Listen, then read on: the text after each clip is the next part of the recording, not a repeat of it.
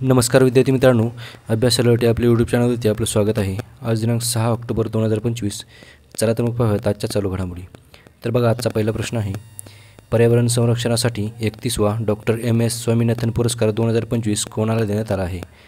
याचं उत्तर आहे ऑप्शन सी, वरीलपैकी दोन्ही, म्हणजेच N देवकुमार व सहज समृद्ध या दोघांनाही पर्यावरण संरक्षणासाठी 31वा डॉक्टर MS स्वामीनाथन पुरस्कार जो की 2025चा आहे तो देण्यात आला आहे। ओके, तर बघा, हा पुरस्कार या पुरस्काराचे आयोजन रोटरी क्लब ऑफ मद्रास ईस्टरने केले होते। ओके, आणि याचा उद्देश म्हणजे पर्यावरण संरक्षणासाठी आणि जागरूकता या क्षेत्रातील उत्कृष्ट कार्यासाठी दिला जातो। ओके, प्रश्न क्रमांक 2 आहे, नुकतेच व्हिएतनाम आणि फिलिपिन्सवर परिणाम करणारे टायफून बोवालोई कोणत्या महासागरात उद्भवले?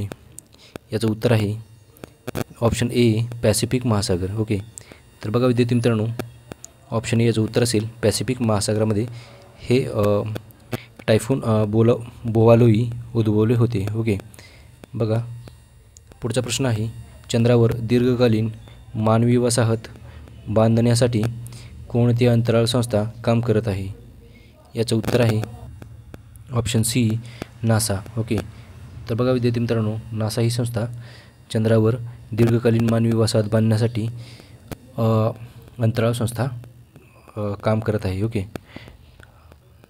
चला बघा पुढचा प्रश्न आहे, प्रश्न क्रमांक 4, कोणत्या देशामधील माजी राष्ट्रपती जोसेफ कबिला ओके यांना मृत्यूदंडाची शिक्षा सुनावली आहे?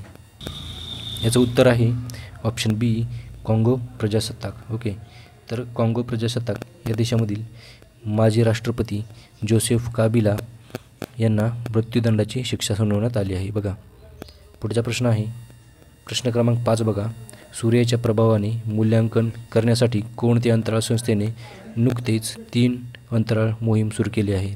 ओके, तर याचं उत्तर आहे विद्यार्थी मित्रांनो ऑप्शन ए, नासा।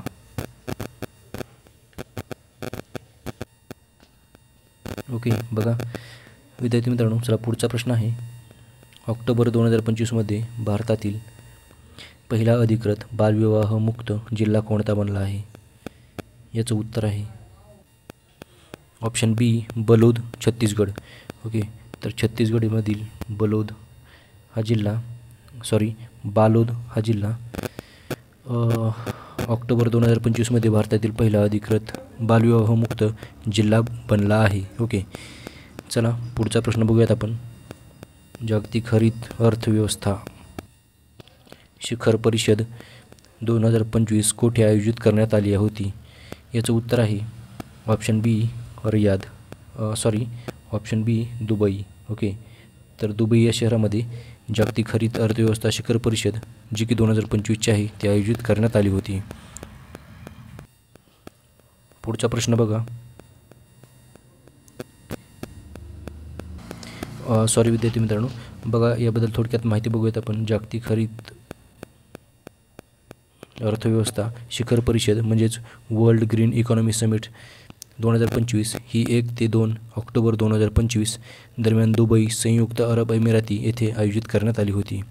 या परिषदेचा मुख्य उद्देश होता innovating for impact, accelerating the future of the green economy. Okay, चला पुढचा प्रश्न आहे, लाल बहादूर शास्त्री जयंती दरवर्षी केव्हा साजरी करण्यात येते? ओके, याचं उत्तर आहे ऑप्शन बी, 2 ऑक्टोबर। ओके, तर बघा ऑप्शन बी याचं उत्तर असेल, दरवर्षी आपण 2 ऑक्टोबर रोजी लाल बहादूर शास्त्री यांची जयंती साजरी करतो। ओके,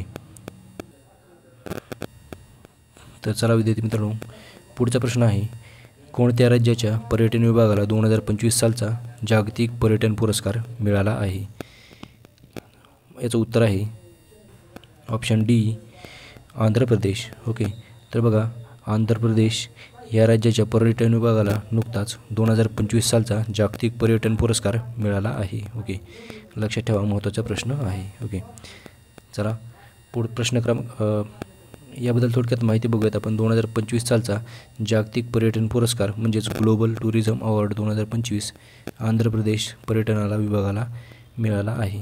हा पुरस्कार नवी दिल्ली येथे आयोजित एका समारंभामध्ये निशिता गोयल यांनी पर्यटन विभागाच्या वतीने स्वीकारला आहे. ओके. चला प्रश्न क्रमांक 10 आहे. जागतिक शिक्षक दिवस दरवर्षी केव्हा साजरा केला जातो?